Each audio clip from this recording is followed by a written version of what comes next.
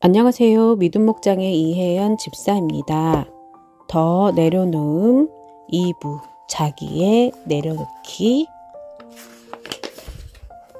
6장 하나님을 의지한다면 화낼 수도 원망할 수도 없다. 시작하겠습니다. 분노하는 큰아들. 잃어버린 탕자들 중 큰아들은 계속 아버지의 집에 머물러 있었다. 그래서 그가 잃어버린 존재였다는 사실이 쉽게 드러나지 않는다. 그러나 이 비유를 자세히 읽어보면 그 또한 잃어버린 아들이라는 사실을 깨달을 수 있다. 왜냐하면 큰아들 역시 아버지의 마음을 잃어버렸기 때문이다. 둘째 아들이 집을 나간 이유는 그의 인생에 아버지의 사랑보다 더 중요한 것이 있었기 때문이었다. 큰아들의 문제는 무엇이었을까?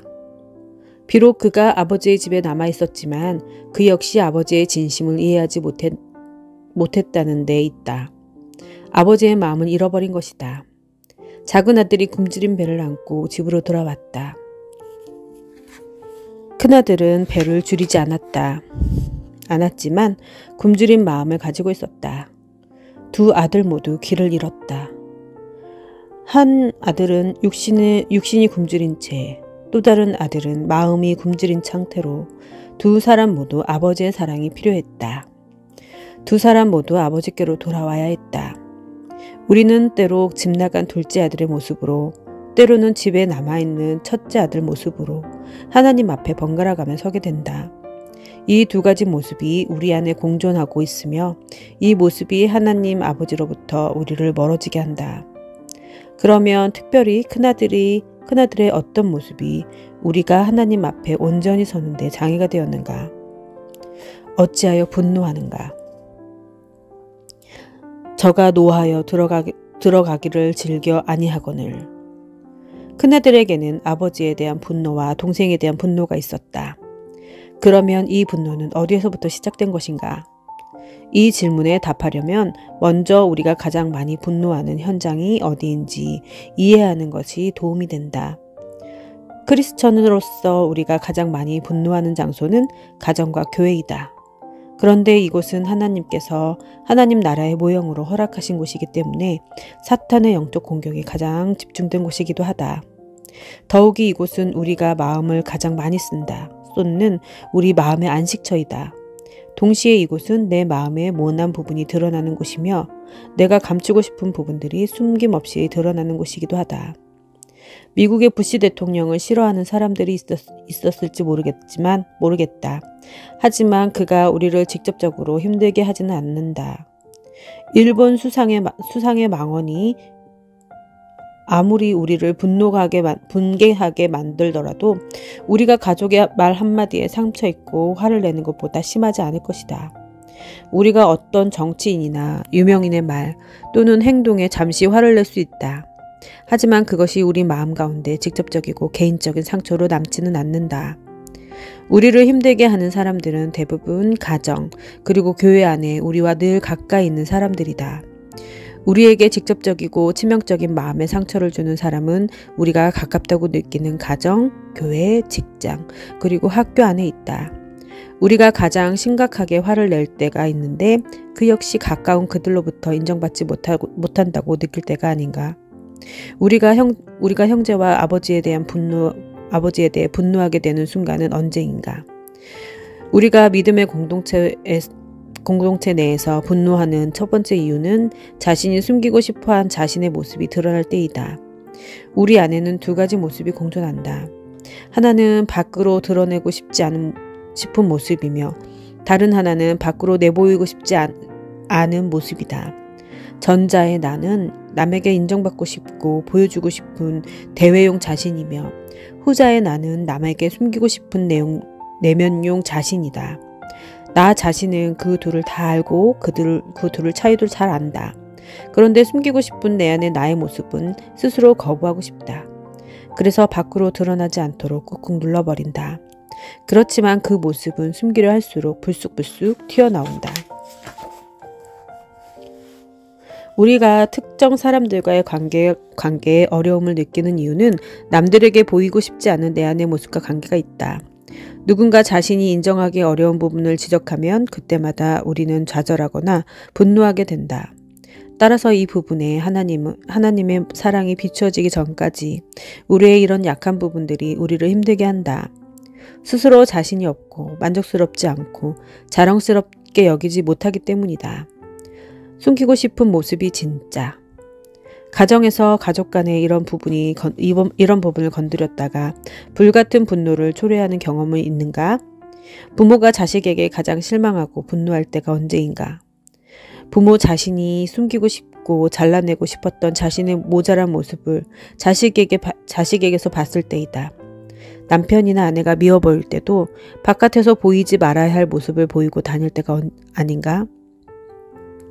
한국은 유교 전통 속에서 체면 문화가 발달하여 은연중에 겉과 속이 다른 삶에 대한 압력이 존재한다.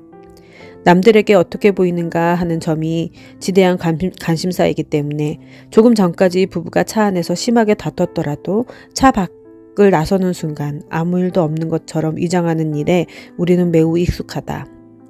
교회 생활을 하다 보면 가까이 하기에 힘든 사람이 있다. 원인은 그 사람이 자신이 내보이고 싶어하지 않는 어떤 모습을 자극하기 때문이다.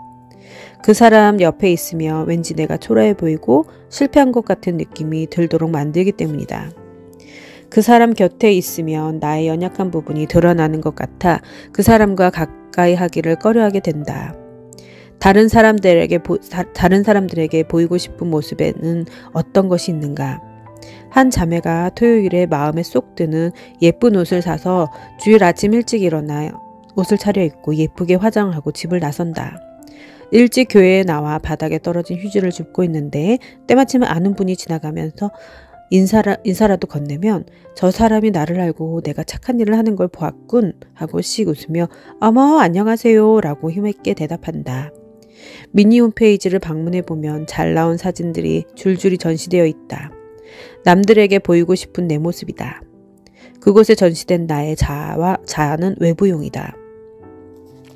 한편 들키고 싶지 않은 내부용 자아가 확연히 그 모습을 드러낼 때도 있다. 늦은 밤 피곤한 몸을 누이려고 할 때 마침 전화가 왔다. 시어머니의 전화다.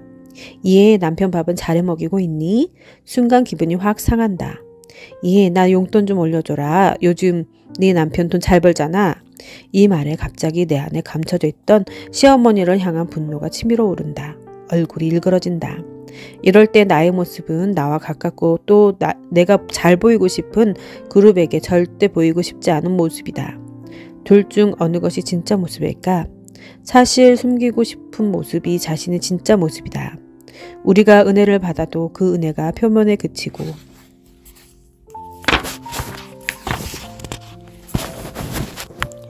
그 사람의 내면 깊은 곳까지 미치지 못한다면 우리가 하나님을 믿고 아무리 기도를 열심히 하더라도 여전히 짓눌려 있는 내부의 어린아이가 크게 소리칠 것이다. 우리의 영적 성장은 내보이고 싶지 않은 자신의 모습과 얼마나 화해하고 있는가 관계가 깊다. 분노나 원한은 불신앙의 증거이다. 몽골 국제대학교 학생들의 비자 발급과 관련하여 겪은 일이다. 한 번은 몽골 국제대학교 졸업생들 가운데 한국의 대학원에 선발된 2명의 학생 비자가 기각된 일이 있었다. 비자 인터뷰를 해보니 한국어 실력이 부족한데도 그 학생들의 학교 입학 허가서에는 한국어 실력이 있다고 표기되어 있는 것이 비자 기각의 이유였다. 그러나 이 정도의 일로 오랫동안 유학을 준비해온 학생들의 앞길을 막는다는 것이 나로서는 납득하기 어려웠다. 나는 대사관에 전화했다. 그런데 전화를 받은 담당자가 설명을 요구하는 나의 질문에 언성을 높이는 태도로 일관하는 것이 아닌가? 나는 그분 안에 있는 벽을 느꼈다. 여러 정황으로 보건대 총장님에게 마음이 상한 것 같다는 몇몇 교직원의 이야기도 듣게 되었다. 대사관 측에서는 한국의 해당 대학교의 학장들이 직접 연락하도록 권고했고 그대로 했는데도 비자가 거부되었다. 일부 학교를 골탕 먹이려는 속셈이 아닌가 하는 생각이 들자 분한 마음이 들기 시작했다. 앞으로도 계속 이렇게 힘겨우리라 생각하니 몹시 마음이 상했다. 나는 이 문제를 놓고 하나님께 기도를 했다.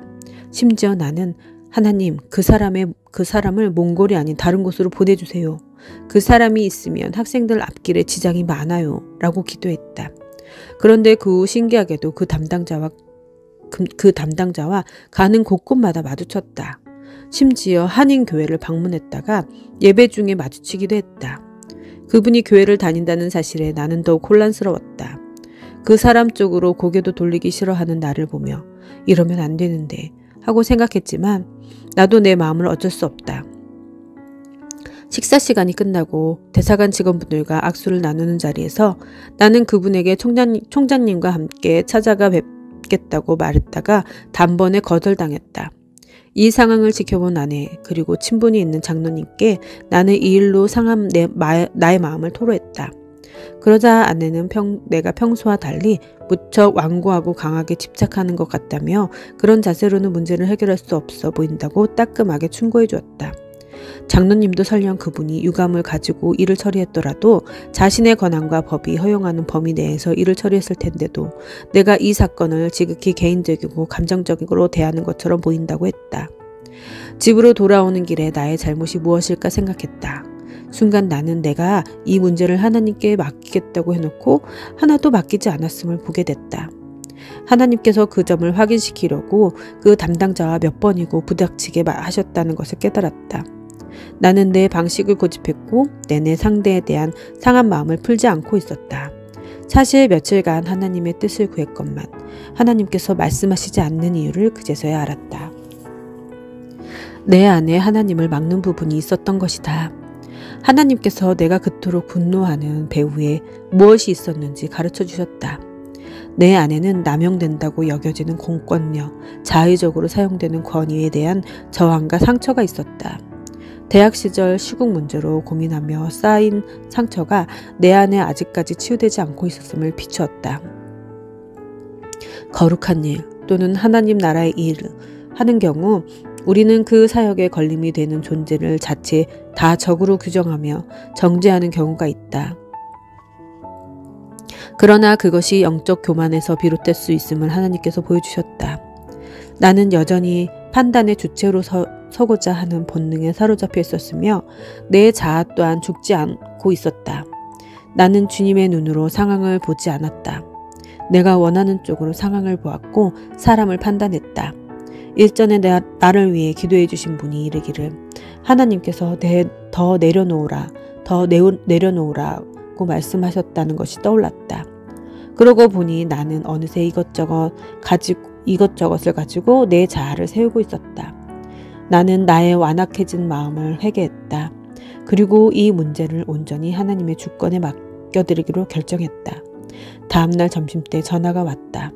그분이 결례를 사과하고 싶다면서 본인이 몽골 국제대학만을 상대로 어렵게 하는 것이 아님을 해명하는 내용이었다.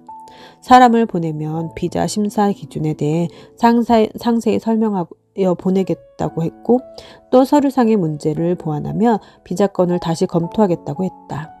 나는 하나님께서 일하셨음을 직감했다. 나는 이 문제를 하나님께 전부 맡겼으며 내 안에 있던 담당자의 태도에 대한 쓴 마음을 역시 내려놓았으므로 더 이상 다른 마음이 남아있지 않았다고 설명했다. 그리고 그가 편파적이라고 느낀 것은 나의 오해에서 비롯된 것이라는 사과의 말도 덧붙였다. 하나님께 이 문제를 맡기고 나자 다음날 문제가 전부 해결되었다. 그 일이 있은 지 얼마 지나지 않아 교민 신문을 보는데 이분이 귀국하게 되었다는 기사가 실렸다. 나는 이 사건이 있고 나서 내가 했던 기도의 내용이 떠올라 깜짝 놀랐다. 자세히 읽어보니 감사하게도 자신이 원하던 부서로 승진 발령되었다고 했다. 하나님께서 내가 드린 기도를 이루시되 그 담당자를 위한 방법을 일하셨다. 나는 기도에 더욱 신중할 필요가 있다고 느꼈다. 어쨌든 하나님께서는 가장 선한 방법으로 모든 일을 이루어 가셨다. 내가 하나님께 온전히 맡기면 하나님께서 일하신다. 이 가정에 나의 분노와 원한의 감정은 전혀 도움이 되지 않는다. 나의 분노나 원한은 실제로 내가 하나님을 전혀 의지하지 않고 있음을 보여주는 단서가 될 뿐이다. 빨간 모자를 둘러쓴 나의 유격훈련 조교. 인정받고 싶은데 인정해주지 않는다고 느꼈을 때 무시당한다고 생각될 때 우리는 분노하는 자신의 모습을 보게 된다. 다른 사람이 감추고 싶은 자신의 모습을 건드릴 때 우리는 분노한다. 그러나 만일 당신이 자신을 무시하거나 공격하는 말에 분노한다면 당신 속에 아직 해결되지 않는 부분이 있다는 반증이다. 그런 말을 내뱉은 당신과 사람과 당신 사이의 문제가 아니라 당신과 당신 안에 있는 자아 사이에 해결하지 못한 어떤 문제일 가능성이 높다. 정작 내가 분노하는 이유는 상대의 말이 맞다고 느끼기 때문이 아닌가? 바로 당신이 당신 자신을 받아들이지 못하는 것이 진정한 원인이다. 하나님의 평가 기준은 세상의 기준과 다르다는 사실을 잊지 말자.